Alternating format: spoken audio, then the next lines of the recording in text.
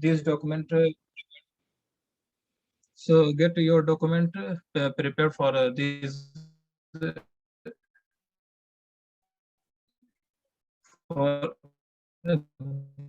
document. Get from now we will see about the scholarship opportunities that are in Japan. From now onward, I'll invite Shirin Bhai, who is pursuing his PhD from Tamuk, USA. Please cover the rest portion. Okay, thank you, Shoaib, for introduction and for introducing the basic things about Japan. So, I will keep my talk in Hindi and English both because last time people were requested, and it is better to talk to in our uh, native language to understand the things in to understand the thing clearly, and so you can do prepare the documents and everything much clearly. So first of all, maybe my Wi-Fi is not so good today. So if my voice breaks down, please let me know in the chat box. Okay, then just before. So this is the benefit of scholarship amount roughly in Japan. So whatever you will get the scholarship like next scholarship or university scholarship or any other type of scholarship, we will discuss it in later slide. So you will you will be exempted from paying tuition fees, then and also you will get the monthly stipend. Also you will get the monthly stipend for the research student. Research student is like just you can say you can go for only for research purpose for 1 year, and then they can convert your research program to doctoral degree. So it is also one type of things in Japan. And then you have master degree if you are going to pursue master's degree or professional degree student, or you are a professional degree students like lots of courses like in AMU PG diploma or some other types of things. So you can get a scholarship for those things also. PhD students, so it is like, so roughly you can see 14300 per month, 4400 per month, and these are, if you convert this currency into Indian rupees, it will be like 1.1 lakh, I think, 1,10,000. So it is more than enough. Even if you live in city, your accommodation and your everything, it costs around maybe it will cost 60,000, 70,000. So straight away you can save 40,000. Lots of people are there. I already talked to them. So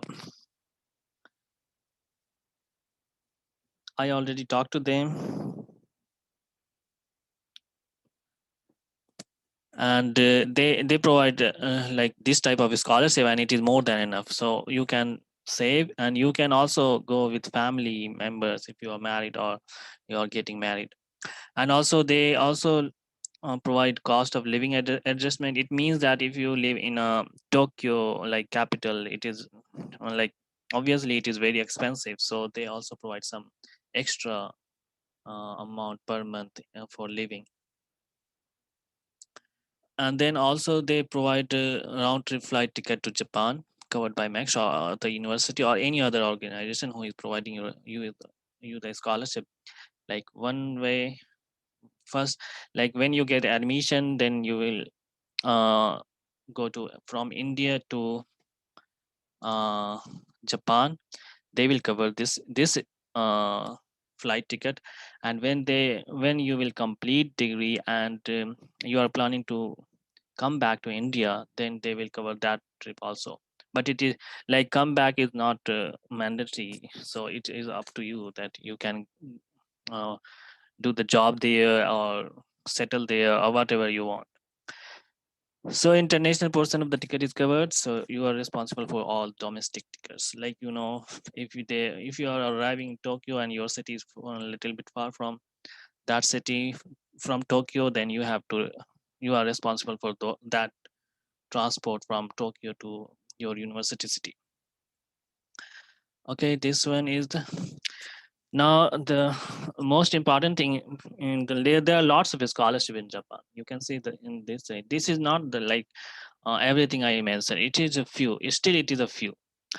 Like there are lots of scholarship like Japanese universities provide. So if you see that this, they provide university scholarship. This is ADB, Asian Development Bank scholarship, World Bank. This is the next, which we will discuss in detail, and also we will discuss everything here. And then university scholarship have some different scholarship like United States or South Korea, and also professor recommended. Like professor has a project, so they will hire you, and you can they will hire and uh, you can work for them a project, and they will pay for you. And then next is they will also pay your tuition fee, so don't need to worry about it. What about my tuition and everything? So next is scholarship has like university recommendation, embassy recommendation, next top global project. So like I already posted this one in the group. You know that embassy recommendation, it is closed. It was like opened in April. Some people have applied it. So embassy recommendation is little bit competitive. So it is very difficult to get, because first of all embassy will evaluate your profile, then you screenshot, then they will screen your document. Then they will conduct some test in the embassy, then they forward the uh, your application to your chosen university in the application form, which you selected in the application form. Then university will evaluate, then they will provide some scholarship. So it is quite lengthy or competitive. So its time is up for fall 2020. So currently they are going to open next scholarship for university recommendation and next top global. In university recommendation, there are also three subsections under max. Like one is Zika. I will show you everything from professor recommended, university centralized. Like here is a university scholarship. It is also from different scholarship professor recommended, but here under next professor can directly hire you. So it is not like next is not like that you will just a central scholarship and you will apply for that. It is not like that. It is not like Hungary. It is not like a Commonwealth or some other thing. It is quite little bit complex. And once again, all of these scholarship are more than fully funded. You will enjoy there. You can trip another country, another place. You can live with family. You can do savings as well. So first of all, university scholarship. So university scholarship, like uh,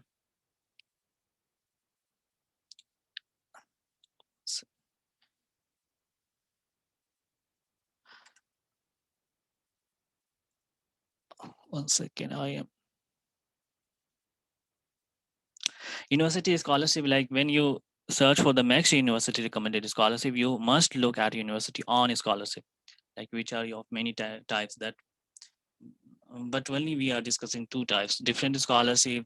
Like they have some some person's name scholarship, like in our case in India, Maulana Azad Kalam scholarship, these types of the scholarship.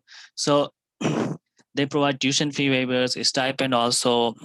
So approximately 775 universities in the Japan. So you can check as much as you can. I know it is not possible to explore every university, but you can explore as much as you can according to your research interest, according to the professor research interest, and your profile. According to your profile, that if your profile is not so good, so it is not good to apply to top university. And once again, university ranking doesn't matter.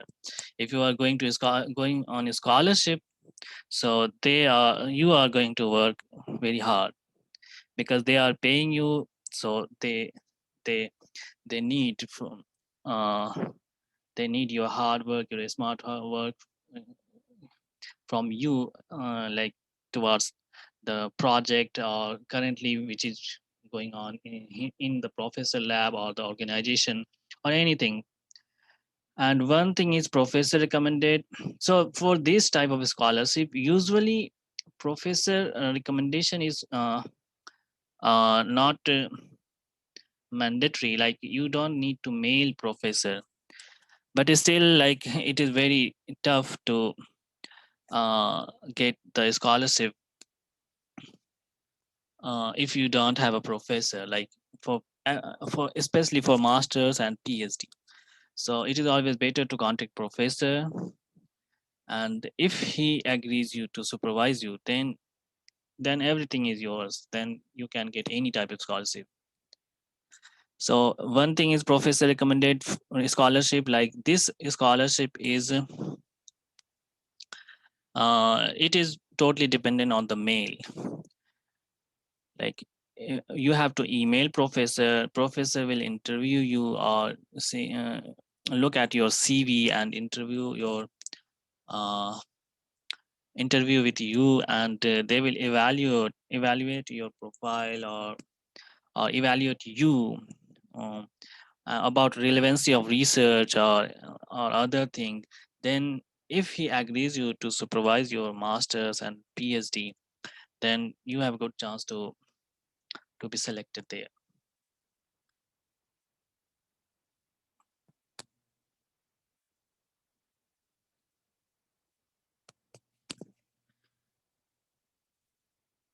किसी को पता है ये oh, sorry. Okay, so I am showing you some university example. This one is like sorry. Like this one is Yokohama National University. Yokohama University, National University. So I'm showing you. यहाँ पे मैं आपको दिखाने की कोशिश कर रहा हूँ कि यूनिवर्सिटी में स्कॉलरशिप जो यूनिवर्सिटी स्कॉलरशिप होती है वो कैसे होती है. यानी एक तो मिक्स्ड स्कॉलरशिप हो गया, एक प्रोफेसर स्कॉलरशिप हो गया. But there are some like university scholarship. Here you can see global doctoral program for academic career support. So ये जो है सिर्फ पीएचडी वालों के लिए है. मतलब इस यूनिवर्सिटी में सिर्फ पीएचडी वालों के लिए, कहीं पे मास्टर्स में भी होता है, कहीं पे पीएचडी में भी होता है. तो ये योकोहामा नेशनल यूनिवर्सिटी YNU जो है ये स्पेशल एक स्कॉलरशिप है, global doctoral programme for academic career support. So but हर प्रोग्राम में नहीं होता है, बल्कि graduate school of international graduate first of all in Japan they call faculty as a graduate school. So don't confuse it with it. Like first you need to search university, then you have to go to the graduate school of your interest. Like यहाँ पे आप देख सकते हैं graduate school of international social sciences, engineering sciences, environmental. तो इस तरह की बहुत सारी यूनिवर्सिटी होती हैं जो कि स्पेशल स्कॉलरशिप प्रोवाइड करती हैं. ये आपको करना होगा सर्फिंग से, सर्चिंग से. जितना आप सर्च करोगे उतना ज़्यादा आपको जो है प्रोबेबिलिटी स्कॉलरशिप की बढ़ेगी, क्योंकि आपको पता होगा. और सबसे जो मोस्ट इम्पॉर्टेंट थिंग यहाँ पे ये है कि इन सब स्कॉलरशिप में बहुत ही लेस पीपल अप्लाई करते हैं, क्योंकि they don't know about it. Many people don't know about this scholarship. So it is a very good chance if you find these type of scholarship in the university. So here you can see they have written everything, application eligibility, procedures, everything. So you can, if you read them word by word, you can apply very easily. Okay, then proceed. This is Asian Development Bank.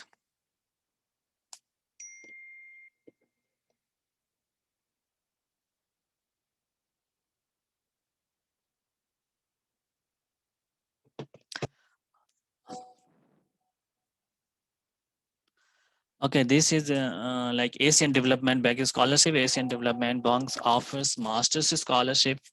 So no scholarship for PhD.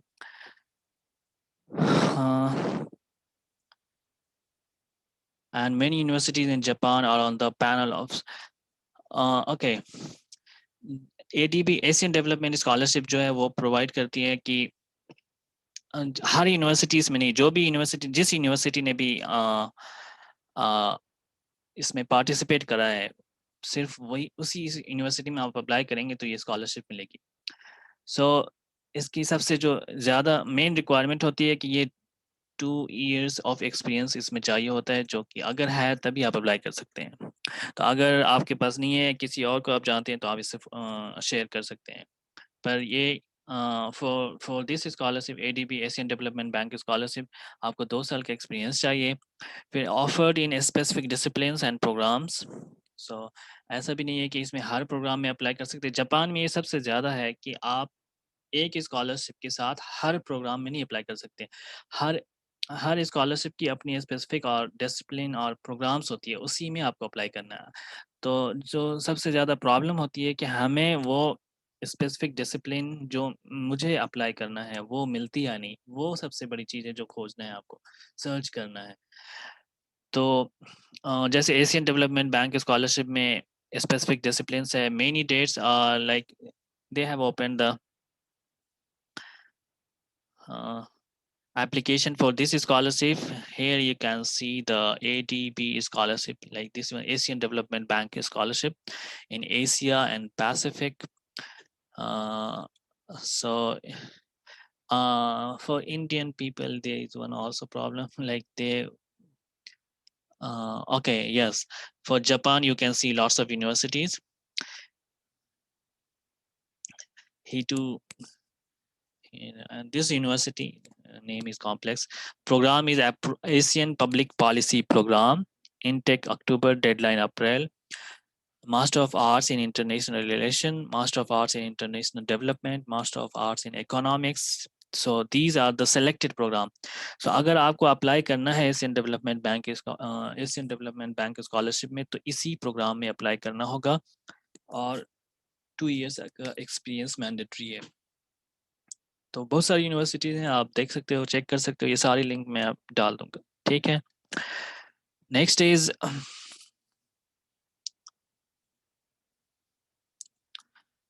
World bank scholarship. World bank scholarship के लिए भी इसमें भी problem है कि आपको 3 और more years of experience हो, तो तभी आप अप्लाई कर सकते हो। तो अगर आपके पास एक्सपीरियंस है तो गो अहेड, अगर नहीं है तो किसी और से शेयर कर दो। But just like ADB, you can apply to this scholarship also. So here is the website, World Bank Scholarship Program. So यहाँ पे आप सारी चीज़ें देख सकते हो, एलिजिबिलिटी क्या है, how to apply, selection process, everything. Then professor recommended, like in most cases you have to like, आप जो है प्रोफेसर को कांटेक्ट करोगे यूनिवर्सिटीज में जापान के, वो आपको रिकमेंड करेंगे फॉर नेक्स्ट यूनिवर्सिटी एप्लीकेशन की। यानी आपने प्रोफेसर को मेल किया, प्रोफेसर ने तैयार हो गया, तो प्रोफेसर जो है वो आपको कहेंगे कि आप प्रोफेसर जो आपको नॉमिनेट करेंगे नेक्स्ट के लिए, आपको नहीं करना है, प्रोफेसर करेंगे, और यूनिवर्सिटी भी नहीं करेगा, ये आपको प्रोफेसर नॉमिनेट करेगा नेक्स्ट यूनिवर्सिटी के लिए। प्रोफेसर कुछ फॉर्म दे सकता है नेक्स्ट की, आप वो फिलअप करेंगे, फिर वो जो है सेंड, प्रोफेसर जो है नेक्स्ट ऑर्गेनाइजेशन को सेंड कर देगा। अगर सेंड कर दिया उन्होंने, तो फिर अगर प्रोफेसर राजी हो गया, एक्सेप्ट कर लिया आपको, तो फिर आपका एडमिशन ऑलमोस्ट कंफर्म है। तो you fill the university next recommended forms with the consent of Japanese professor. Professor himself fill up the forms and recommends you. या तो आप फॉर्म भरोगे या फिर प्रोफेसर खुद फॉर्म भरेगा आपके लिए एंड रिकमेंड करेगा। तो जब उन्होंने रिकमेंड कर दिया तो 80% आप श्योर हो जाओ कि आपका एडमिशन होने वाला है। पर इसके लिए आपको प्रोफेसर से कांटेक्ट करना पड़ेगा। This is the mandatory thing. Then one is GCA Next collaboration. This is one of the like, ये भी एक अलग तरह का स्कॉलरशिप है।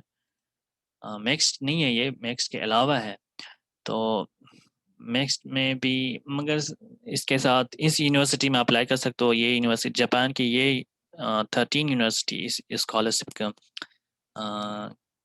के साथ इनका एग्रीमेंट है, तो इस स्कॉलरशिप यानी इस यूनिवर्सिटी में आप अप्लाई करोगे तो तभी ये स्कॉलरशिप मिल सकता है। बट प्रॉब्लम ये है इस यूनिवर्सिटी के साथ कि हम मतलब एएमयू वाले अप्लाई नहीं कर सकते, ये सिर्फ आईआईटीज वालों के लिए है।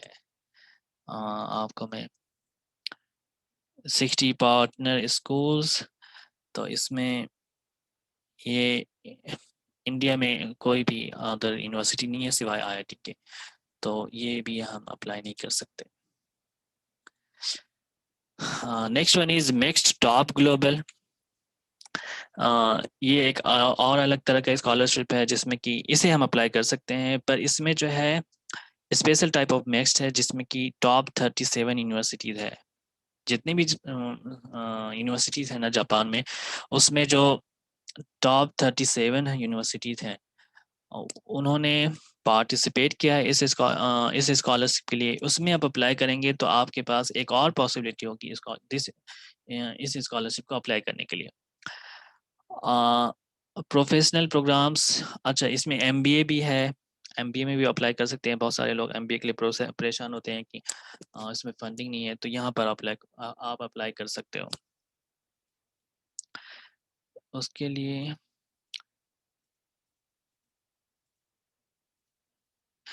ये टॉप ग्लोबल यूनिवर्सिटी जापान की जो है वो वेबसाइट है। इसमें आप देख सकते हो कौन कौन सी यूनिवर्सिटीज़ है। हाँ, ग्लोबल यूनिवर्सिटी प्रोजेक्ट,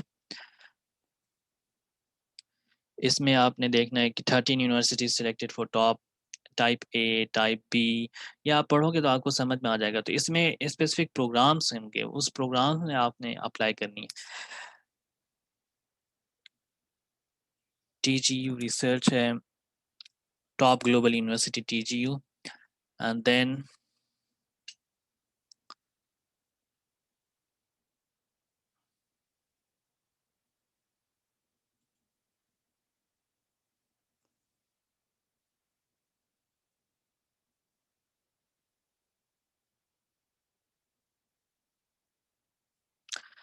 उसके बाद यहाँ से आपने सारी डिटेल्स पढ़ लेनी है। इससे आपको सारी पता चल जाएगी कौन से प्रोग्राम में मेरे लिए कौन सा प्रोग्राम है, कौन सी यूनिवर्सिटी है, किस में हम अप्लाई कर सकते हैं। ये सारी चीज़ें आपको यहाँ से पता चल जाएंगी। ठीक है, ये भी मैक्स की जो ऑफिशियल वेबसाइट है max.go.jp/en, वहाँ पे भी आपको मिल जाएगा टॉप ग्लोबल यूनिवर्सिटी प्रोजेक्ट। तो ये इसमें आप जब पढ़ोगे तो आपको सारी चीज़ें समझ में आ जाएगी कौन सी प्रोग्राम हमारे लिए। देखो, top global university project website, project summary. अच्छा, जितनी अच्छे से आप यहाँ पे समरी आप पढ़ोगे उतना ज़्यादा बेनिफिट होगा आपको रिसर्च प्रपोजल बनाने में और अदर डॉक्यूमेंट SOP वगैरह लिखने में। तो यहाँ पे आप देख सकते हो इनिशियलाइजेशन कब सेट हुआ था, ये कब 2014 से 2023 तक ये प्रोजेक्ट चल रहा है। इसमें गवर्नेंस, एजुकेशनल रिफॉर्म, इस टाइप की चीज़ें हैं। तो जब ये सारी चीज़ें आप स्टडी कर लोगे तो आपको खुद आइडिया हो जाएगी कि मेरे लिए कौन सा प्रोग्राम अवेलेबल है और कौन सी यूनिवर्सिटीज़ हैं। तो इसमें से जो 37 यूनिवर्सिटीज़ है उसमें 13 यूनिवर्सिटी जो है वो टॉप 100 में आती है। ग्लोबल में ट्रैक्स एंड टाइप में 24 यूनिवर्सिटीज आती है, जिसमें कि आप ज्वाइंट डिग्री करते हो, एक जापान में एक कहीं और। तो ये भी एक अच्छा चांस है कि आप इसके लिए भी अप्लाई करो। Then this like next university की एम्बेसी रिकमेंडेशन जो कि चली गई है, उसकी ऑफिशियल वेबसाइट यहाँ पर है, study in Japan Japanese government makes scholarship. तो रिसर्च स्टूडेंट के लिए वो एप्लीकेशन पीरियड जो है वो 20 अप्रैल 16 मई ये चला गया, ख़त्म हो गया। इसी तरह से अदर PhD के लिए भी, मास्टर्स के लिए भी ओपन हुआ था। तो इस वेबसाइट पर आप ट्रैक कर सकते हो कब एप्लीकेशन आ रही है और कब ये क्लोज हो रही है।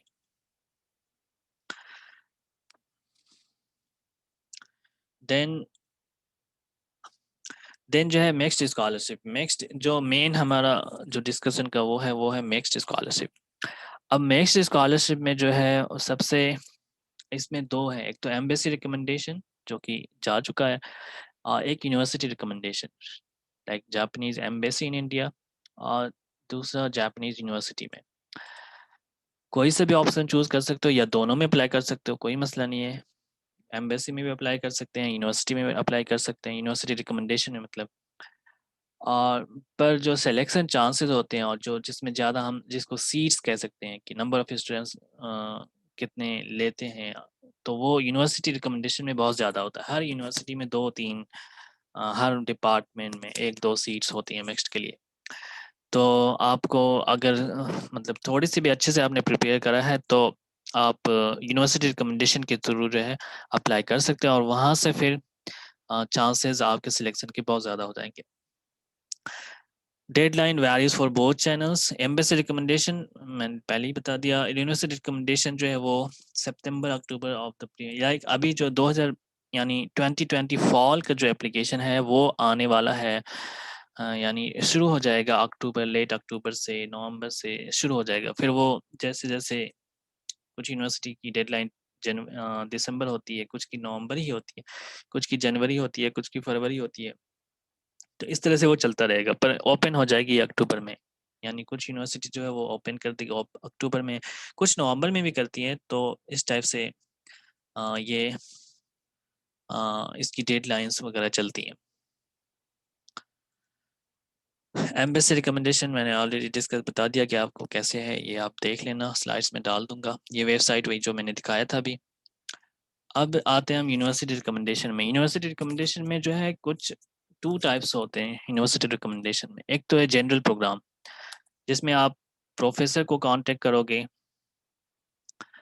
और प्रोफेसर जो है यानी आपने प्रोफेसर को कांटेक्ट करोगे, फिर उन्हें आप यानी जाहिर सी बात है जब आप प्रोफेसर को कांटेक्ट करोगे तो आपका रिसर्च एरिया बिल्कुल उनसे मैच होगा या फिर उसी एरिया में कांटेक्ट करोगे। तो जब उनसे कांटेक्ट करोगे तो फिर उन्हें बताओगे कि मैं अप्लाई करना चाह रहा हूँ पीएचडी के लिए, मास्टर्स के लिए इस फील्ड में। तो जब इस फील्ड में प्रोफेसर फिर अगर उन्हें सीवी और ट्रांसक्रिप्ट पहले मेल में अटैच करना होगा, अगर उन्हें आपकी सीवी अच्छी लगी और उन्होंने देखा कि ये बंदा या बंदी मेरे काम का है, यानी काम कर सकता है लैब में मेरे प्रोग्राम को, तो फिर वो आपको इंटरव्यूज़ वगैरह लेगा। फिर उसके बाद इंटरव्यू लेने के बाद अगर वो सेटिस्फाई हो गया, अगर एग्री हो गया कि हम सुपरवाइज करेंगे, तो फिर वो आपको रिकमेंड कर देगा नेक्स्ट के लिए, यूनिवर्सिटी की मैक्स के लिए।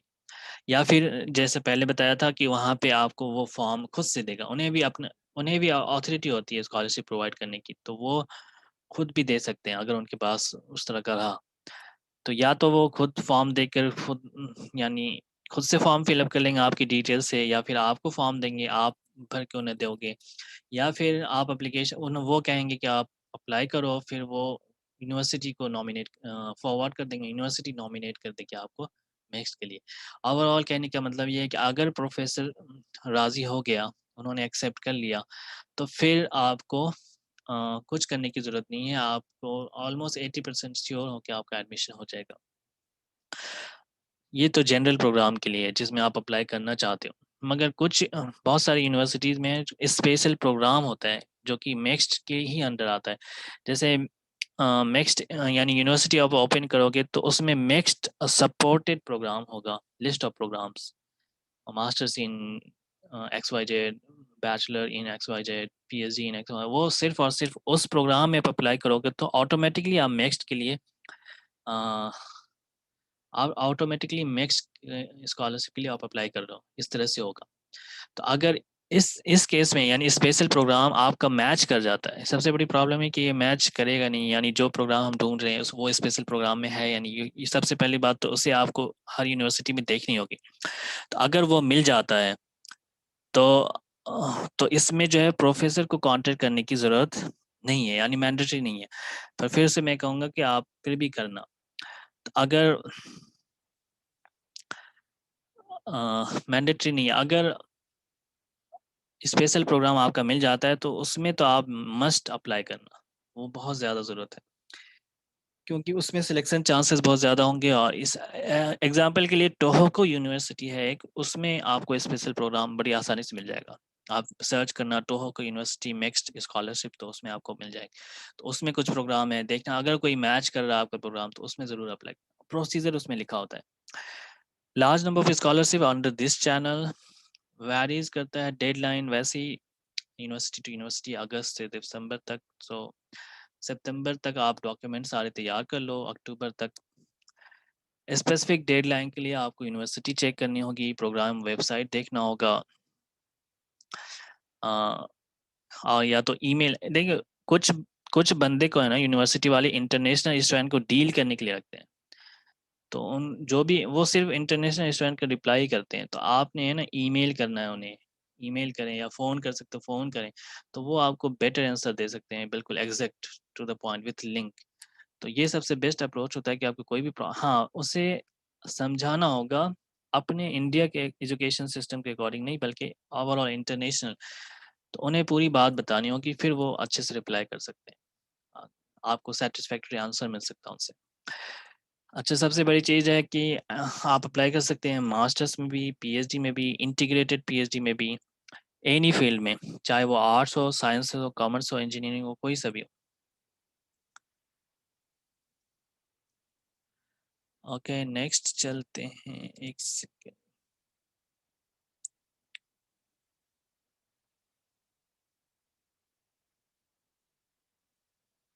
हाँ देखिए, जैसे कि ये आपने international priority graduate programmes, advance graduate courses for international students है, यहाँ पे आप देख सकते हैं कि ये यूनिवर्सिटी की लिस्ट है। हॉकेट यूनिवर्सिटी ये प्रोग्राम है, special training programme for veterinary researchers towards building an international network, English engineering education programme, the special post graduate programme in biosystem. तो ये सारी जो स्पेशल प्रोग्राम है, अगर इसमें आपको अप्लाई करना है तो ये यहाँ पे ड्यूरेशन भी दिया हुआ है, कौन से डिपार्टमेंट में आता है वो भी दिया हुआ है। तो इसमें अगर आपको कोई इंटरेस्टेड प्रोग्राम मिल जाता है तो इसमें मस्ट अप्लाई कर, इसमें बहुत ज़्यादा चांसेस रहते हैं कि इसमें एडमिशन बहुत आसानी से हो जाए। इसमें प्रोफेसर को कांटेक्ट करने की ज़रूरत नहीं है। तो जो जो जिसके पास प्रोफाइल उतनी अच्छी नहीं, वो सोच रहे कि प्रोफेसर रिप्लाई नहीं करता है, तो उसके लिए ये बेस्ट ऑप्शन है। Then next is priority graduate programme, जो मैंने अभी बताया सेम ही है ये।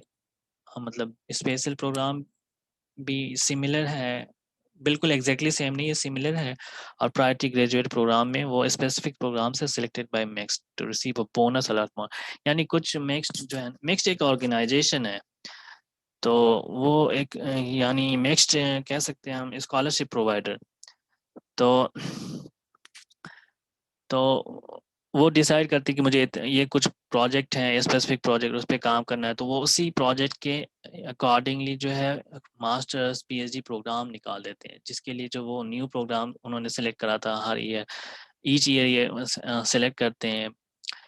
2014 2016 ये नहीं था, उन्होंने बंद कर दिया था, फिर 17 में उन्होंने फिर से न्यू स्टार्ट करा। कौन से प्रोग्राम, तो वो प्रोग्राम आप इस वेबसाइट में आप ढूंढ सकते हैं, सर्च कर सकते हैं, बहुत सारी हैं, देखें पूरी डिटेल पीडीएफ नहीं है, सारी पीडीएफ इसमें पूरी डिटेल मिल जाएगी। अच्छा, जनरल प्रोसीजर जो नेक्स्ट का होता है, ये तो हो गया सारी यूनिवर्सिटीज में, सारी चीज़ों में जो भी स्कॉलरशिप जापान में है आपको प्रोफेसर को कांटेक्ट करना ही होगा, उसके अलावा कोई चारा नहीं है। तो आप जो है अब आते हैं नेक्स्ट के जो जनरल प्रोसीजर है, अगर आपको नेक्स्ट अप्लाई करना है तो कैसे करेंगे। एप्लीकेंट जो है वो submit application to their desire chosen university. आप जो है वो ये प्रोफेसर से कांटेक्ट करने के बाद है, या फिर आपने कांटेक्ट नहीं करा है तो भी कर सकते हैं। प्रोफेसर को कांटेक्ट करना मैंडेटरी नहीं है जापान में। ये आप इन ध्यान में रखो कि प्रोफेसर को कांटेक्ट करना जापान में मैंडेटरी नहीं है। बट मैं जो जो कह रहा हूँ कि आपको कांटेक्ट करना चाहिए, उसकी वजह ये है कि चांसेस आपके बढ़ जाएंगे। तो उस चांस को बढ़ाने के लिए मैं कह रहा हूँ कि आप, अच्छा फीस भी नहीं है जापानीज यूनिवर्सिटी में अप्लाई करने की, खासकर जब नेक्स्ट के थ्रू आप अप्लाई करेंगे। पर आपको अगर एडमिशन चाहिए तो आपको प्रोफेसर को कांटेक्ट ज़रूर करना चाहिए। अगर आपने कांटेक्ट नहीं भी करा या फिर कर लिया, उसके बाद आप कैसे करेंगे, मतलब जो भी यूनिवर्सिटी आपने सेलेक्ट करी है अपने प्रोफाइल के अकॉर्डिंग, और हम उसमें हेल्प करेंगे आपकी ज़रूर। पर वो जब भी फॉर्म आएगा उसमें अगस्त से जनवरी तक में जब भी फॉर्म आएगा, यूनिवर्सिटी को चेक करनी होगी कि आपके डिपार्टमेंट, अच्छा डिपार्टमेंट से भी वैरी करती है डेडलाइन। तो हम मान लेट्स एज्यूम दैट कि हमने XYZ यूनिवर्सिटी चूज़ करी, अब उसकी फॉर्म आई, हमने उसकी एप्लीकेशन सबमिट कर दी। उसके बाद क्या होगा कि यूनिवर्सिटी जो है वो अनाउंसेस करेगी एडमिशन रिजल्ट्स, ठीक है। यूनिवर्सिटी फिर आपको मेल करेगी कि आप सेलेक्ट हो गए या रिजेक्ट हो गए। अगर सेलेक्ट हो गए तो वो काफ़ी लंबा टाइम लेती है, फरवरी या अप्रैल तक में आपको पता चल जाएगा कि यूनिवर्सिटी ने मुझे जितनी भी यूनिवर्सिटी में आपने अप्लाई करी है कर सकते हैं, 3 4 5 6 7 जितनी भी यूनिवर्सिटी आप अप्लाई करना चाहते हैं करें। अगर मान लें 2-3 में भी यूनिवर्सिटी आ गई, सिलेक्शन हो गया, आपका सिलेक्शन मेल आया कि आप जो है इस यूनिवर्सिटी में इस प्रोग्राम के लिए सिलेक्ट हो गए। अब क्या करेगी यूनिवर्सिटी, अब यूनिवर्सिटी जो है वो सबमिट कर देगी स्कॉलरशिप रिकमेंडेशन, यानी नेक्स्ट को वो प्रोसेस फॉरवर्ड कर देगी एप्लीकेशन। तो अब आप सोच सकते हो कि फिर नेक्स्ट अपना प्रोसीजर करेगी, फिर पता नहीं फिर होगा नहीं होगा, तो नहीं है। अगर यूनिवर्सिटी ने फॉरवर्ड कर दिया तो इसका मतलब कि आपका एडमिशन हो गया। नेक्स्ट में ऐसे ही है, 90% ऐसे ही है। जैसे फ्रांस में भी कुछ स्कॉलरशिप आईडेक्स है और आईफिल स्कॉलरशिप है, उसमें भी यूनिवर्सिटी को आप अप्लाई करते हो, यूनिवर्सिटी की रिजल्ट्स आती है, फिर यूनिवर्सिटी जो है फॉरवर्ड करती है, रिकमेंड करती है ऑर्गेनाइजेशन को। पर उसमें मतलब चांसेस रहते हैं कि रिजेक्ट भी हो जाए और एक्सेप्ट भी हो जाए। पर यहाँ पर जो अगर यूनिवर्सिटी ने फॉरवर्ड कर दिया नेक्स्ट को, तो फिर आपका एडमिशन ऑलमोस्ट पक्का है, ठीक है। उसके बाद नेक्स्ट आपको नोटिफाई करेगी scholarship result to the university. अच्छा, सबसे जो यहाँ पे इम्पोर्टेंट चीज़ है वो कि आपने 3 4 5 जितनी भी यूनिवर्सिटीज़ में अप्लाई करी, सॉरी 3 4 5 यूनिवर्सिटी में आपने अप्लाई करी, और फिर उसमें से आपने दो दो जगह से आपका रिजल्ट आ गया, आपको यूनिवर्सिटी का मेल आया। तो अब आपको जो है एक किसी एक यूनिवर्सिटी को सिलेक्ट करना होगा, बाकी दूसरी यूनिवर्सिटी को बताना होगा कि मैं नेक्स्ट के लिए जो है फॉरवर्ड नहीं करें मेरे एप्लीकेशन, मैं इसे छोड़ रहा हूँ, ठीक है। यानी किसी एक यूनिवर्सिटी अप्लाई आप कितनी भी यूनिवर्सिटी में कर सकते हैं, जब रिजल्ट आ जाए आपका पॉजिटिव रिजल्ट 3 4 जितने से भी आ जाए, तो आपको फाइनली किसी एक को सिलेक्ट करना होगा। और यानी फाइनली आपकी एप्लीकेशन नेक्स्ट ऑर्गेनाइजेशन को किसी एक यूनिवर्सिटी से ही जानी चाहिए। अगर 2 से गई या 3 से गई तो आपका यानी नेक्स्ट जो है वो रिजेक्ट कर देगी एप्लीकेशन।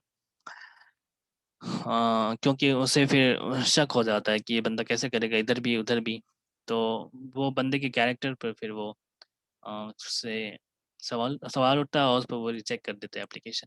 तो अगर आपके पास एडमिशन आ गई है तो किसी एक को सिलेक्ट करेंगे, यूनिवर्सिटी को मेल करेंगे, बाकी यूनिवर्सिटी क्योंकि आप मेरी नेक्स्ट की यूनिवर्सिटी नेक्स्ट स्कॉलरशिप को मेरी एप्लीकेशन फॉरवर्ड नहीं करें, रिकमेंड नहीं करें। फिर आप सोचेंगे कि वो उसका भी मुझे पक्का नहीं है कि वो जो फॉरवर्ड करा है उसमें एडमिशन होगा नहीं होगा। तो अगर आपका एडमिशन यूनिवर्सिटी ने हो गया और उसने कहा कि मैं नॉमिनेट कर रहा हूँ, तो फिर आप बिला झिझक मतलब 90% चांसेस है कि एडमिशन हो ही जाएगा। ऐसी ही प्रोसेस है। उसके बाद फिर यूनिवर्सिटी नोटिफाइज एप्लीकेंट्स, नेक्स्ट आपको बता दें कि स्कॉलरशिप रिजल्ट, फिर यूनिवर्सिटी नोटिफाइज करेगी एप्लीकेंट्स को स्कॉलरशिप सिलेक्शन रिजल्ट्स के बारे में। तो आपके पास अब यूनिवर्सिटी की भी रिजल्ट हो गई और स्कॉलरशिप के लिए भी। फिर नेक्स्ट स्कॉलरशिप सर्टिफिकेट्स प्रोवाइड करेगी अगस्त सितंबर में। फिर आप अपनी वीज़ा एप्लीकेशन वगैरह शुरू करेंगे एम्बेसी में। फिर जो यूनिवर्सिटी की डेजिग्नेटेड डेट है पहुंचने की, वहाँ आपको जाना है टाइम पे।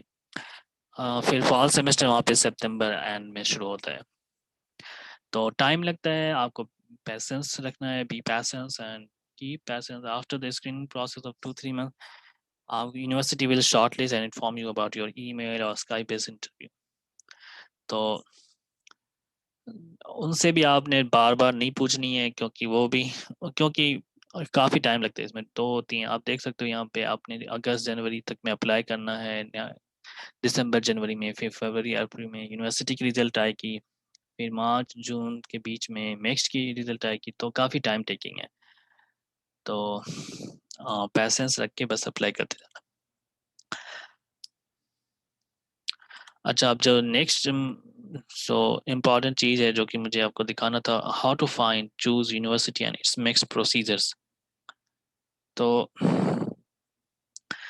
आप इस usnews.com को इस्तेमाल कर सकते हो, यूज़ कर सकते हो यूनिवर्सिटी फाइंड करने के लिए। उसके बाद आपने कोई भी यूनिवर्सिटी, बहुत सारी यूनिवर्सिटी शुरू में दिखाए, टॉप यूनिवर्सिटी शोएब ने, उसमें आपने एक में टॉप में आप अप्लाई कर दो, बाकी आपने सारी लो रैंकिंग में करो, मीडियम रैंकिंग में आप अपनी यूनिवर्सिटी सिलेक्शन को डिस्ट्रीब्यूट करो। एक दो टॉप हो गया, दो तीन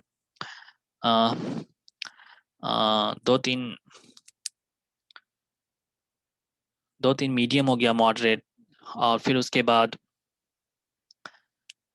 कुछ लो रैंकिंग हो गई दो तीन, तो फिर आप सेफ साइड पे रहोगे। और रैंकिंग मैटर नहीं करता, आपको वो स्कॉलरशिप दे रही है तो जाहिर सी बात है काम कराएगी, और जब काम कराएगी तो आपकी प्रोफाइल बनेगी। यूनिवर्सिटी आजकल नहीं देखते, आजकल बंदे के पास स्किल्स कितना है वो मैटर मैटर करता है।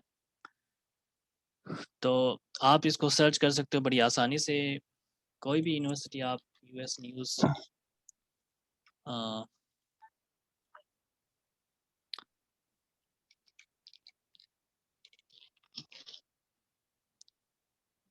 सॉरी,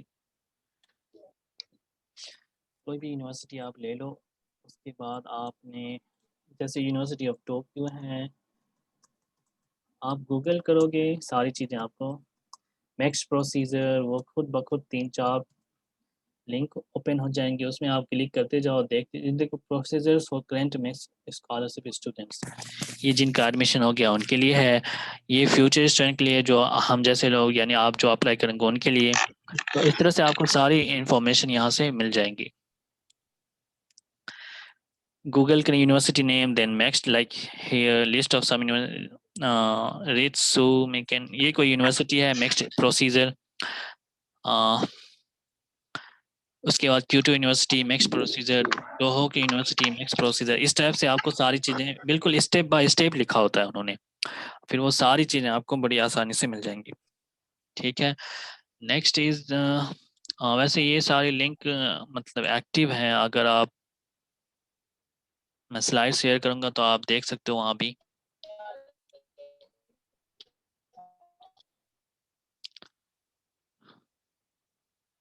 हाँ, टाइम ले रहा है ये,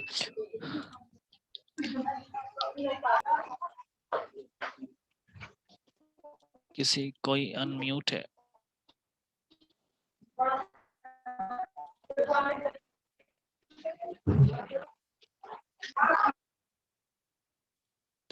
ओके, देन उसके बाद आपने जो सबसे इम्पॉर्टेंट चीज़ है मैक्स स्कॉलर्स के लिए, यूनिवर्सिटी रिकमेंडेशन के लिए, आपकी हायर सीपीआई और research proposal.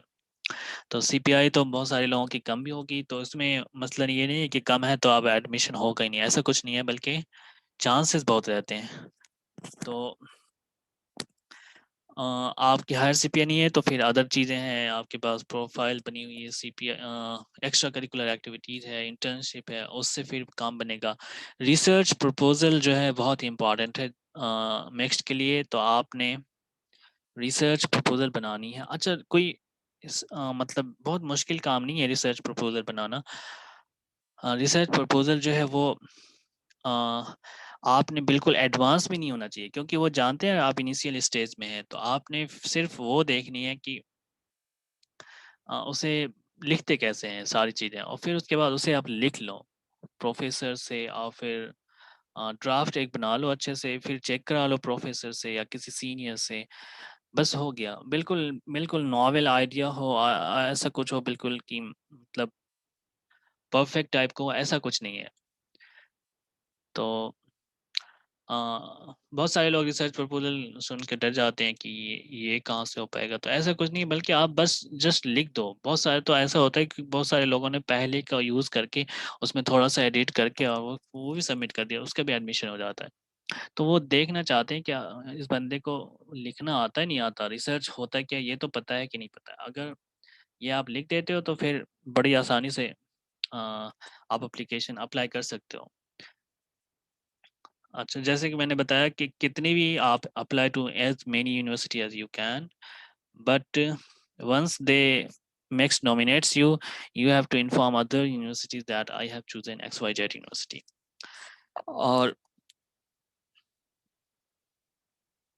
you can only arrive in the fall semester. No Japanese language training semester like Turkey Barcelona scholarship or Chinese scholarship, not Chinese, South Korean government scholarship.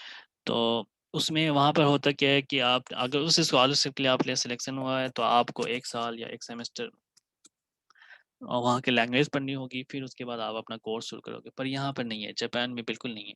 आप पहले दिन से ही अपने course शुरू कर दोगे। अच्छा, सबसे जो यहाँ पे टेस्ट की ज़रूरत नहीं है, जो कि क्योंकि अक्सर लोग टेस्ट नहीं होता सबके पास, तो विदाउट टेस्ट आप अप्लाई कर सकते हो। पर आपको फिर भी कुछ ना कुछ प्रूफ तो देना पड़ेगा, तो वो प्रूफ है आपकी इंग्लिश प्रोफिशिएंसी सर्टिफिकेट। तो इससे आप अप्लाई कर सकते हो। पर जाहिर सी बात है, टेस्ट जिसके पास रहेगा उसको बेनिफिट होगा। तो अगर आप दे सकते हो, स्कोर अच्छा आ सकता है, तो आप इससे दो। उसके बाद लाइक डिग्री सीकिंग के लिए यानी पीएचडी के लिए है ये कि आपने पीएचडी के लिए अप्लाई किया तो हो सकता है आपको रिसर्च स्टूडेंट के लिए अलाउ कर दें। उसके बाद फिर वो देखेंगे वहाँ आने के बाद कि आप की रिसर्च कैसी है। ये स्पेशल टाइप का होता है। आप रिसर्च स्टूडेंट के लिए अप्लाई करते हो, फिर वहाँ पे आपके वैल्यूएशन के अकॉर्डिंग आपको पीएचडी में एडमिशन दे देते हैं। ठीक है, ये भी एक तरीका है वहाँ पे। अच्छा, जीपीए के लिए फॉर अंडर ग्रेजुएट डिग्री के लिए मार्क्स जो है वो मोर देन 80% होना ज़रूरी है, क्लास 12th में 11th में। और कोई ट्रांसक्रिप्ट वगैरह की ज़रूरत नहीं होती 10th 12th के लिए, वहाँ पे मार्कशीट इनफ है। मास्टर्स और पीएचडी के लिए मिनिमम सीजीपीए जो है वो 2.3 आउट ऑफ 3 होना चाहिए। तो आप इसको कैलकुलेट यानी अगर हम अपने कन्वर्जन में देखें एमयू में तो 7 सीजीपीए, ये सिर्फ मेरी कैलकुलेशन से है। यानी आप इस वेबसाइट को भी देख सकते हो, पर ये ऑफिशियल नहीं है कुछ भी। आपको ईमेल करके उन्हें पूछना होगा। अगर आपका मतलब बाउंड्री पे हो, आपकी जीपीए आपकी बाउंड्री पे है, तो आप उनसे पूछ सकते हो कि मैं एलिजिबल हूँ या नहीं हूँ। क्योंकि अगर एलिजिबल नहीं होंगे तो फिर आप वो रिजेक्ट ही कर देंगे एप्लीकेशन। तो उसके लिए यहाँ पर है how to calculate your GPA for the next scholarship, तो उन्होंने प्रोसीजर बताया है, तो वो आप देख लेना। ठीक है, उसके बाद नेक्स्ट है रिगार्डिंग हार्ड कॉपी। अच्छा, नेक्स्ट में जो है आपको हार्ड कॉपी भी भेजना होगा। अब ये कब भेजना होगा, ये कब सेंड करना होगा, ये आपको पता चलेगा यूनिवर्सिटी की वेबसाइट पे रीड करने के बाद। जब आप यूनिवर्सिटी की वेबसाइट एक्सप्लोर करोगे, प्रोसीजर देखोगे, तो क्योंकि हर यूनिवर्सिटी में हार्ड कॉपी भेजना ज़रूरी नहीं होता, पर आपको वो देखना होगा कि कौन सी में नहीं है, कौन सी में है, और है तो कैसे है, कौन सी डॉक्यूमेंट चाहिए। बेसिकली यही 3 4 5 डॉक्यूमेंट होते हैं, वही चाहिए होता है। और ओरिजिनल डॉक्यूमेंट्स वो कहते हैं ओरिजिनल डॉक्यूमेंट्स दो हमें। पर वो ओरिजिनल डॉक्यूमेंट्स का मतलब ये नहीं होता कि हम डिग्री ट्रांसक्रिप्ट भेजते हैं। डिग्री ट्रांसक्रिप्ट तो कभी नहीं भेज सकते, कभी नहीं सेंड कर सकते। तो वो होता है क्या है कि हम कलर फोटो कॉपी निकालें अपनी डिग्री की, फोटो कॉपी करें, जेरोक्स कराएं उसकी, और फिर उसको हम नोटरी से, गैजेटेड ऑफिसर से अटेस्ट करा के, फिर उसके बाद 2 कॉपीज बना के उसे सेंड कर दें, वो ऑफिशियली ट्रीट होगा। या फिर अगर आपने और कंफर्म करना है तो इन्हें ईमेल सेंड कर दें। उन्हें ईमेल आप कर दें कि ये डॉक्यूमेंट है, इज़ इट एक्सेप्टेबल और नॉट, पूरी डिटेल के साथ। तो वो भी एक है। यानी आपको ध्यान रखना होगा ये भी कि आपकी सारी हार्ड कॉपी डेडलाइन से पहले पहुंच जाए। कुरियर प्राइवेट वगैरह, डीएचएल वगैरह, ये सब 3 4 दिन लेती हैं, तो वो पूरा टाइमलाइन आपको उसके अकॉर्डिंग प्लानिंग करनी होगी। Planning is everything. तो ये भी आपको ध्यान रखना है कि यहाँ पे हार्ड कॉपी भी भेजनी होती है। और ये बहुत आसान है, कोई मसला नहीं है कि हार्ड कॉपी आसानी से निकल जाते। ट्रांसक्रिप्ट तो आप कितनी भी निकाल लो, डिग्री का बस ये है कि उसे फोटो कॉपी करा लो कलर कॉपी में, उसके बाद उसे नोटरी वगैरह से नोटराइज करा लो। अच्छा, अब शुरू हमें कहाँ से करना है वो क्वेश्चन आ सकता है। तो शुरू आपको करना है प्रोफेसर से। प्रोफेसर ढूंढ लें। एडमिशन ऑफिसर से वहाँ पे आपने और कांटेक्ट करें एडमिशन ऑफिसर से जो कि नॉमिनेट करता है मैक्स के लिए, स्पेशली पीएचडी और एमएस लीडिंग टू पीएचडी। और फिर उसके बाद जैसे आप करते हो मेल, मैंने वो पोर्शन इस बार नहीं कवर किया, तो आप मेल के लिए आप मेरे डॉक्यूमेंट देख सकते हो ग्रुप पे, और फिर आप मेल करोगे। Do not contact the professor. अच्छा, प्रोफेसर से कांटेक्ट जो है ऐसे नहीं कर सकते आप कि मतलब हमें पता नहीं होता, एक तरीका होता है प्रोफेसर से कांटेक्ट, ऑफिशियल ईमेल जिसे कहते हैं, प्रोफेशनल ईमेल। तो डॉक्टर हाय डॉक्टर किम जो भी है एक्स्ट्रा हाय डॉक्टर लास्ट नेम इस टाइप से, फिर 3 पैराग्राफ ईमेल, फिर ग्रीटिंग सैल्यूटेशन, इस टाइप की चीज़ें आपको देखनी होगी। और फिर कंटेंट में आप क्या लिख रहे हो वो आपको सीखना होगा, पढ़ना होगा। गाइडलाइंस मैंने फेसबुक ग्रुप पे डाल रखा है, उसके हिसाब से फिर आपको ईमेल करना है। अगर आपने पॉजिटिव रिस्पॉन्स आ गया तो अब आप अप्लाई करोगे एडमिशन के लिए यूनिवर्सिटी में, फिर नेक्स्ट के लिए यूनिवर्सिटी नॉमिनेट करेगी आपको। फिर उसके बाद इंशाल्लाह जब यहाँ तक हो जाएगा तो फिर तो आप हो ही गए। अगर प्रोफेसर रिप्लाई नहीं करता है तो फिर भी आप अप्लाई करो एडमिशन के लिए इस प्रोग्राम में, यानी डायरेक्ट यूनिवर्सिटी में और स्पेशल ग्रेजुएट प्रोग्राम में, किसी में भी। तो ये आपके लिए काफ़ी अच्छा रहेगा। उसके बाद नेक्स्ट जो इम्पोर्टेंट वेबसाइट्स हैं कुछ, जो कि वेबसाइट यहाँ पे खुली हुई हैं। ये जापान स्टूडेंट सर्विसेज ऑर्गेनाइजेशन है, इसमें आपको बहुत सारी चीज़ें मिल जाएंगी।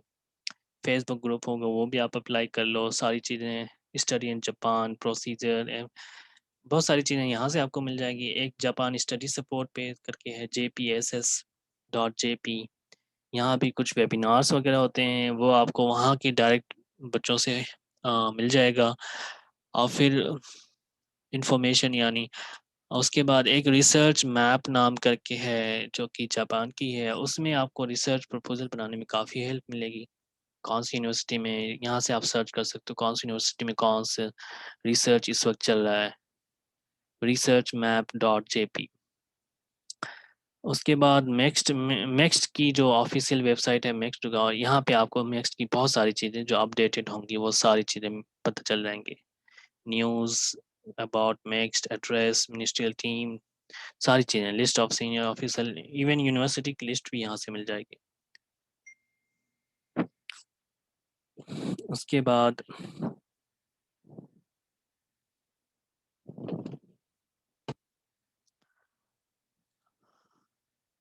ये प्रायोरिटी ग्रेजुएट प्रोग्राम हो गया। उसके बाद अच्छा, अब आप क्वेश्चन प्रोसीड कर सकते हो। उससे पहले एक और चीज़ है, हाँ, मेंटरशिप प्रोग्राम हम मैक्स के लिए ओपन करेंगे अभी, यानी आपको सारे डॉक्यूमेंट रिव्यू हम करेंगे, चेक करेंगे रिसर्च प्रपोजल और सारी चीज़ें। इसके लिए आपको अप्लाई करने, बस हमारे पास जो 5-6 मतलब सीनियर्स हैं और कुछ जापान में भी हैं, वो आपका डॉक्यूमेंट वगैरह रिव्यू करेंगे। मोस्ट मेजर पोर्शन हम ही करेंगे, सारे लोग जो फेसबुक ग्रुप पे हैं। और यूनिवर्सिटी भी हम आपको बताएंगे किस में आप अप्लाई कर सकते हो। तो उसके लिए हम डिसाइड करेंगे 20 स्टूडेंट हम कर सकते हैं आसानी से मेंटरिंग। तो उसके लिए आपको अप्लाई करना होगा। डेडलाइन जस्ट जनरल डेडलाइन 30 सितंबर है। उसके बाद हम डॉक्यूमेंट देख कर फिर आपको गाइडलाइंस करेंगे कि कौन सी करनी है और कहाँ अप्लाई करनी चाहिए। ठीक है, अब आप क्वेश्चन पूछ सकते हो। कुछ क्वेश्चन एक दो आए हैं, तो उस क्वेश्चन में what about language barrier in Japan. Language barrier Japan में बिल्कुल है, बहुत ज़्यादा है, पर उतना बड़ा इशू नहीं होता क्योंकि जापान की जॉब मार्केट अच्छी है, जॉब मिल जाती है वहाँ पे, एकेडमिक्स में मिल जाती है। और जब आपने वहाँ पे रहना है ना, तो आप पहले दिन से ही जापानीज लैंग्वेज सीखना शुरू कर दो। पर उतना बड़ा बैरियर नहीं बनेगा ये जॉब को लेकर जितना कि अदर कंट्रीज में बनता है, हंगरी में और चाइना में और ताइवान में और अदर कंट्रीज में। साउथ कोरिया और जापान में जॉब को लेकर काफ़ी अच्छा है, even non English speaking country है फिर भी। तो अगर आपको सेटल होना है वहाँ पे या फिर आपको पीएचडी भी करनी है वहाँ पे, मास्टर्स पीएचडी दोनों करनी है, तो फिर आप पहले दिन से जापानीज वहाँ पहुँच कर शुरू कर दो। तो ये आपके लिए बेस्ट ऑप्शन होगा। और एक क्वेश्चन किसी ने ये पूछा कि हम फाइनल ईयर वाले अप्लाई कर सकते हैं या नहीं। फाइनल ईयर वाले कर सकते हैं अप्लाई, बिल्कुल कर सकते हैं। जो जिन्होंने फर्स्ट ईयर मास्टर्स का कर लिया है तो वो बिल्कुल, अगर आपने फर्स्ट ईयर कर लिया है यानी सेकेंड ईयर आपका शुरू होने वाला है सितंबर से अगस्त से, तो आप बिल्कुल अपनी सारी डॉक्यूमेंट तैयार करके प्रोफेसर को अप्रोच करना शुरू करो और फिर अप्लाई कर सकते हो। बीएससी वाले थर्ड ईयर 3 ईयर डिग्री के साथ भी एलिजिबल हैं जापान में, आप वहाँ भी अप्लाई कर सकते हो जापान में, पर हर यूनिवर्सिटी अलाउ नहीं करती, आपको यूनिवर्सिटी से बात करनी होगी। उनसे पूछना होगा कि मेरे यहाँ इंडिया में ऐसी ऐसी सिचुएशन है, हमारे यहाँ 3 साल की डिग्री होती है, फिर वो हम मास्टर्स करते हैं, यानी उन्हें बतानी होगी हमारे 3 साल की होती ही है, तो आप इस कंडीशन में अप्लाई कर सकते नहीं कर सकते। किसी ने करा भी था मेल, तो उनका रिप्लाई आया था कि प्रोफेसर से आप कांटेक्ट करो, तो प्रोफेसर से आप कांटेक्ट कर सकते हो, उन्हें भी आप ये बता सकते हो जब वो पूछें तब, ऐसे नहीं। Then next question is how to get how much time does it take to get permanent residency? Take to get permanent residence के लिए मुझे आइडिया नहीं है, ये आपको चेक करना पड़ेगा। I think 7-5 year. अगर आपने जॉब कर लिया वहाँ पे 5-6 साल, तो आई थिंक मिल जाएगा। 5-6 साल इनफ है। इसके बारे में मुझे ज़्यादा, हाँ, मैं एक वेबिनार आपका वहाँ पे जो है ना गेस्ट स्पीकर्स उनसे भी कराएंगे इंशाल्लाह, तो उसमें ये सारी चीज़ें डिटेल आपको पता चल जाएंगी। अच्छा, मुस्लिम पॉपुलेशन और मस्जिद वहाँ पे बहुत ज़्यादा है, पाकिस्तानीज बहुत हैं, अदर पीपल्स बहुत ज़्यादा हैं, इंडोनेशियन बहुत ज़्यादा हैं, तो बिल्कुल उसमें हलाल और मस्जिद और इन सब की कोई प्रॉब्लम नहीं है, वो बहुत अच्छा है इवेंट की, और तेज़ी से मतलब जापानीज़ जापानीज़ में डिस्क्रिमिनेशन नहीं है जापान में। Then how to get English proficiency certificate from MU, ये चीज़ आप अपने डिपार्टमेंट से पूछोगे तो इंशाल्लाह वहाँ पे आपको आसानी से पता चल जाएगा।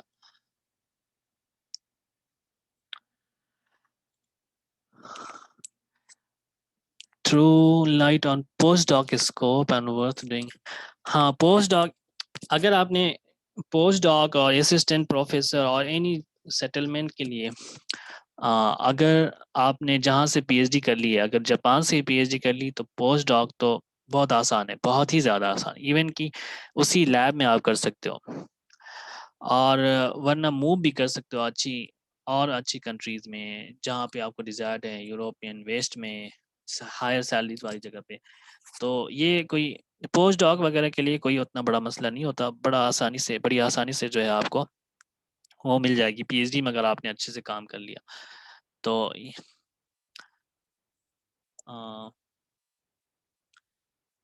आई होप कि ये क्लियर आपको हो जाएगा। आई थिंक ये शोएब ने परमानेंट रेजिडेंसी के लिए डाला 10 years of job, PhD not included, cut off percentage in, ये बाहर कोई कट ऑफ परसेंटेज वगैरह नहीं होता, बल्कि आपने एक मिनिमम रिक्वायरमेंट है, जैसे 56% और सम 12th में एडमिशन लेने के लिए, सॉरी बैचलर में एडमिशन लेने के लिए एमयू में 55% है और 60% है, इस टाइप की एक परसेंटेज और सीजीपीए होती है, बस उसके अलावा कुछ नहीं होता। अगर आपका उससे 1% भी ज़्यादा अप्लाई कर सकते हो, और वो ओवरऑल प्रोफाइल देखेंगे आपकी, परसेंटेज वगैरह नहीं देखेंगे, सब कुछ देखेंगे आपकी। सब कुछ का मतलब है कि आपने आपकी एसओपी कैसी है, लेटर ऑफ रिकमेंडेशन कैसा है, आपका रिसर्च प्रपोजल सबसे इम्पोर्टेंट कैसा है, परसेंटेज कैसी है, सबको मिला के एक स्कोर बनाएंगे, उसमें आप अगर टॉप पे हो तो एडमिशन हो जाएगा। अब डिपेंड करता है, अगर आपने अच्छी यूनिवर्सिटी लोअर यूनिवर्सिटी में रैंकिंग करी तो उसमें लोग अप्लाई ही कम करते हैं, तो वहाँ पे इसीलिए एडमिशन आसानी हो जाती है। आपको तो स्कॉलरशिप चाहिए, स्कॉलरशिप मिलेगी तो काम खुद ब खुद होगा, तो इसलिए कहा जाता है कि आप हर टॉप यूनिवर्सिटी में अप्लाई करो, 2-3 टॉप में कर लिया, 2-3 मीडियम में कर लिया, 2-3 लोअर में कर लिया और 2-3 बिल्कुल लोअर में कर लिया, ताकि हमारा एडमिशन सिक्योर है। और बिलीव मी, रैंकिंग का कोई फर्क नहीं पड़ता। अगर आप ब्रांड यूनिवर्सिटी से हो तो फर्क पड़ता है, अदरवाइज नहीं। जैसे MIT, हार्वर्ड, ऑक्सफोर्ड, कैम्ब्रिज, इन सब से हो तो ठीक है, वरना सब सेम है।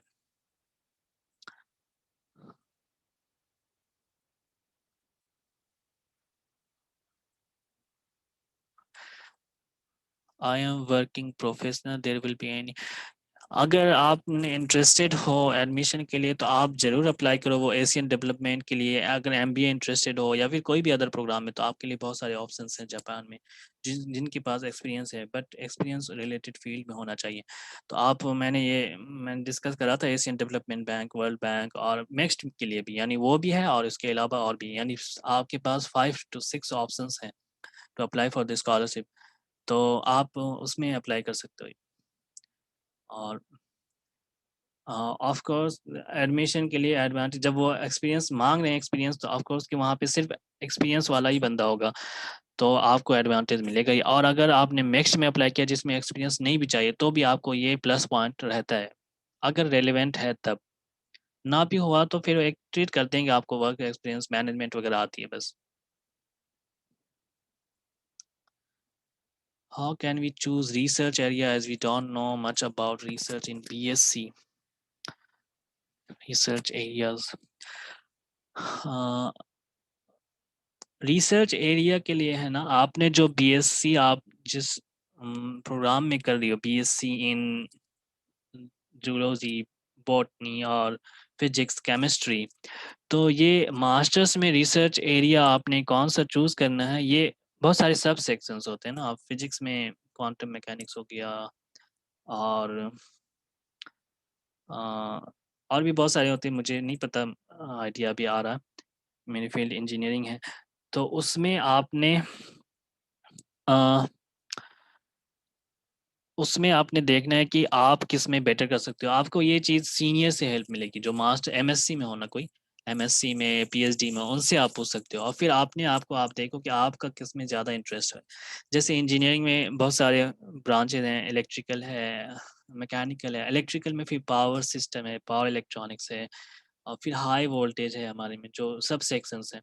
अब उसमें मुझे हाई वोल्टेज बिल्कुल ही पसंद नहीं है, तो मैंने कभी आज तक उसे टच भी नहीं करा, हालांकि वो है इलेक्ट्रिकल का ही। तो वैसे ही आपको भी उसमें सबसे पहले पता करनी है कि जो आप जिस बॉटनी में हो, तो बॉटनी में सब सेक्शंस कौन कौन से हैं। उस सब सेक्शंस में फिर आपने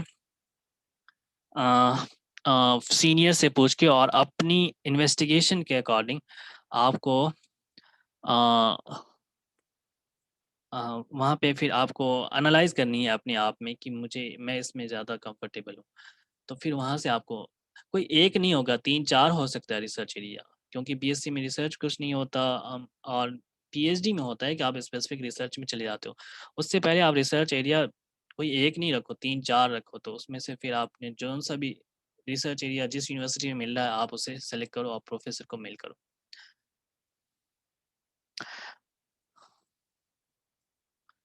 will there be any difficulty for applying? नहीं, ये किसने कह दिया? Will there be any difficulty for applying in PhD in USA after MS? ये कोई सवाल ही नहीं हुआ, ऐसा कुछ होता नहीं है। इवन इन जापान यूएस के कंपेरेबल में आता है हर चीज़ में, बस इंग्लिश स्पीकिंग कंट्री नहीं है वो। बाकी वहाँ की हर चीज़ बहुत ज़्यादा बेटर है, बेस्ट है, यू कह सकते हो। आप आपने सुना होगा हार्ड वर्किंग है, जॉब्स बहुत ज़्यादा, तो इस तरह की चीज़ें बहुत ज़्यादा है। उसके बाद तो ये पीएचडी इन यूएसए में आपको चेक करनी होगी, फिर वही प्रोफेसर को मेल करना होगा, और टोफेल और जीआरई देने होगा। जीआरई कुछ यूनिवर्सिटी वेब भी कर सकती है, पर आपको वो फाइंड करना होगा कि कौन सी यूनिवर्सिटी कर रही है और कौन सी नहीं। शोएब राशिद कोई अनम्यूट है, उसे म्यूट कर दो बच्चे। Sadia Syed, I am first year MSc chemistry student, hopefully second year will start from September, should I apply for PhD under next in this? हाँ, आप बिल्कुल अभी अक्टूबर में आप प्रिपेयर कर लो सारा। आपकी जो एमएससी थेसिस होगी ना, उसका एक आपने काम नहीं भी करा होगा, तो आपके पास टॉपिक होगा, आप इंटेंशनली सोच लो या प्रोफेसर से बात कर लो कि क्या क्या आप करेंगे, आप उसे सीवी में डाल दो, और वही चीज़ मेल में भी कर दो। फिर वो मेल आप प्रोफेसर को करो, तो इंशाल्लाह फिर अगर रिप्लाई आता है तो फिर आसानी से हो जाएगा बहुत। और आप अगर प्रोफाइल आपकी अच्छी नहीं है, सीवी में ज़्यादा कुछ नहीं है, तो आप फिर से मास्टर्स के लिए अप्लाई कर सकते हो, पर मैं रिकमेंड नहीं करूँगा, पर डिपेंड करता है कि आपकी सीवी कैसी है, आपने सीवी कितना कितना काम कर रखा अब तक। रिटायरमेंट एज यार, ये चेक कर लेना, मुझे नहीं पता।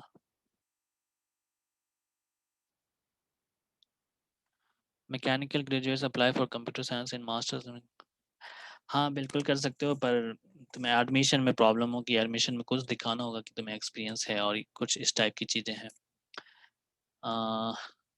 मैकेनिकल ग्रेजुएट्स के लिए अगर आप अप्लाई कर रहे हो कंप्यूटर साइंस में, तो आपको आपकी सीवी में एसओपी में लिखना होगा क्यों आप स्विच करना चाहते हो। आपके पास मतलब कंप्यूटर साइंस का थोड़ा कुछ बैकग्राउंड वगैरह है या नहीं, ये आपको शो करना होगा।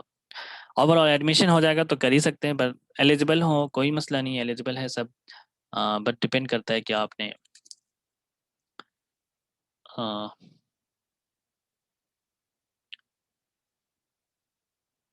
हाँ डिपेंड करता है कि आपकी प्रोफाइल कैसी है, आपके पास एक्सपीरियंस है वगैरह। आई थिंक सारे क्वेश्चंस कवर हो गए हैं, और कोई क्वेश्चन और होगा तो आप पुट कर सकता है।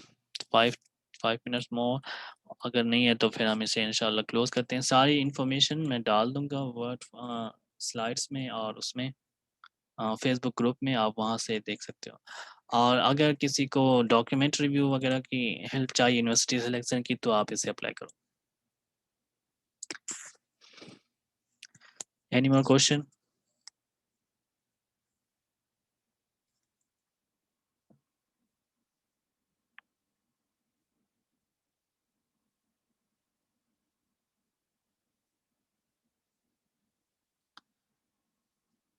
Okay, thank you for attending. And आप लोग सब सारी चीज़ें पीपीटी और रिकॉर्डेड सब फेसबुक ग्रुप पे, और जो ग्रुप की यूट्यूब चैनल है उसमें अपलोड हो जाएंगी 1-2 दिन में, तो आप वहाँ से देख लेना। ठीक है इंशाल्लाह। ठीक है, जज़ाकल्लाह for attending and take care and do your best towards your application process.